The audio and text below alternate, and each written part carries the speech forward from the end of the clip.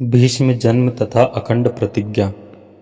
एक बार हस्तिनापुर के महाराज प्रतीप गंगा के किनारे तपस्या कर रहे थे। उनके रूप सौंदर्य से मोहित होकर गंगा उनकी जांघ पर आकर बैठ गई। गंगा ने कहा, हे राजन, मैं ऋषि की पुत्री गंगा हूँ और आपसे विवाह करने आपके पास आई हूँ। इस पर महाराज प्रतीप बोले, गंगे, तुम मेरी दाहिनी जांघ पर बैठी हो। पत्नी तो वामांगी होना चाहिए, दाहिनी जांघ तो पुत्र का प्रतीक है। अतः मैं तुम्हें अपनी पुत्र वधू के रूप में स्वीकार करता हूँ। यह सुनकर गंगा वहाँ से चली गई। अब महाराज प्रतीप ने पुत्र प्राप्ति के लिए घोर तप करना आरंभ कर दिया।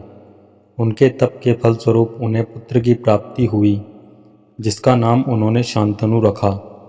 शांतनु का युवा होने पर उसे गंगा के साथ विवाह करने का आदेश देकर महाराज प्रतीप स्वर्ग चले गए। पिता के आदेश का पालन करने के लिए शांतनु ने गंगा के पास जाकर उनसे विवाह करने के लिए निवेदन किया।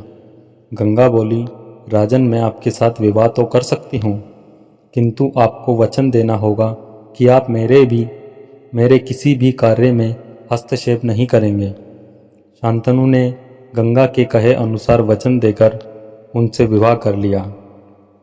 गंगा के गर्भ से महाराज शांतनु के 8 पुत्र हुए, जिनमें से 7 को गंगा ने गंगा नदी में ले जाकर बहा दिया और अपने दिए हुए वचन में बंधे होने के कारण महाराज शांतनु कुछ बोल ना सके। जब गंगा का 8वां पुत्र हुआ और वह उसे भी नदी में बहाने के लिए ले जाने लगी, तो राजा शांतनु से रहा न गया और वे बोले, गंगे, तुमने मेरे 7 पुत्रों को नदी में बहा दिया, किंतु अपनी प्रतिज्ञा के अनुसार मैंने कुछ न कहा। अब तुम मेरे इस 8वें पुत्र को भी बहाने जा रही हो। मैं तुमसे प्रार्थना करता हूँ कि कृपा करके इसे नदी में मत बहाओ। महाराज शांतनु की बात सुनकर गंगा ने कहा, राजन, आपने अपनी प्रतिज्ञा भंग कर दी है, इसलिए अब मैं आपके पास नहीं रह सकती। इतना कहकर गंगा अपने पुत्र के साथ अंतर्ध्यान हो गई। तत्पश्चात महाराज शांतनु ने 36 वर्ष ब्रह्मचर्य व्रत धारण करके व्यतीत कर लिए। फिर एक दिन उन्होंने गंगा के किनारे जाकर गंगा से कहा, गंगे, आज मेरी इच्छा उस बालक को देखने की हो रही है जिसे तुम अपने साथ ले गई थी। गंगा एक सुंदर स्त्री के रूप में उस बालक के साथ प्रकट हो गई और बोली, राजन, यह आपका पुत्र है तथा इसका नाम देवव्रत है। इसे ग्रहण करो। यह पराक्रमी होने के साथ विद्वान भी होगा। अस्त्र विद्या में यह परशुराम के समान होगा। महाराज शांतनु ने अपने पुत्र देवव्रत को पाकर अत्यंत प्रसन्न हुए और उसे अपने साथ हस्तिनापुर लाकर युवराज घोषित कर दिया। एक दिन महाराज शांतनु यमुना के तट पर घूम रहे थे कि उन्हें नदी में नाव चलाते हुए एक सुंदर कन्या दृष्टिगत हुई। उसके अंग अंग से सुगंध निकल रही थी। महाराज ने उस कन्या से पूछा, हे देवी, तुम कौन हो? कन्या ने बताया, महाराज, मेरा नाम सत्यवती है और मैं निषाद कन्या हूँ। शांतनु उसके रूप यौवन पर रीझ कर तत्काल उसके पिता के पास पहुँचे और सत्यवती के साथ अपने विवाह का प्रस्ताव रख दिया।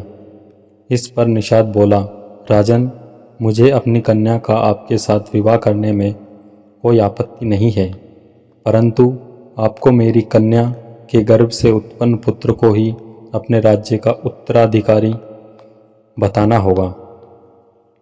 निषाद के इन वचनों को सुनकर महाराज शांतनु चुपचाप हस्तिनापुर लौट आए। सत्यवती के वियोग में महाराज शांतनु व्याकुल रहने लगे। उनका शरीर दुर्बल होने लगा।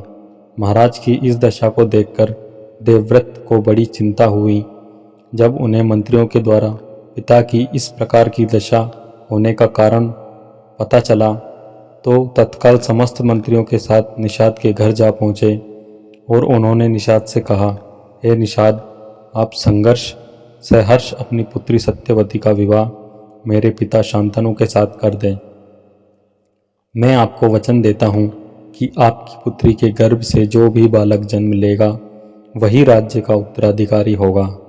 कालांतर में मेरी कोई संतान आपकी पुत्री के संतान का अधिकार छीन ना पाए, इस कारण से मैं प्रतिज्ञा करता हूँ कि मैं आजन्म अविवाहित रहूँगा।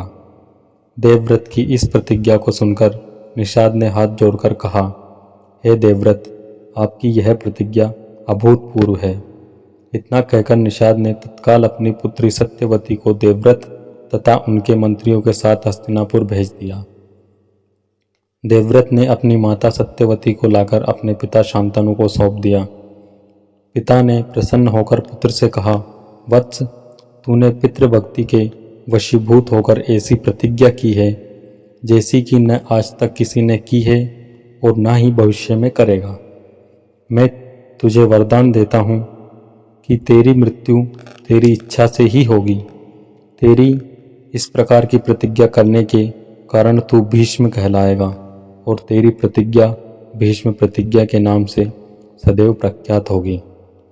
तो दोस्तों, ये थी भीष्म जन्म तथा उसकी अखंड प्रतिज्ञा की कथा।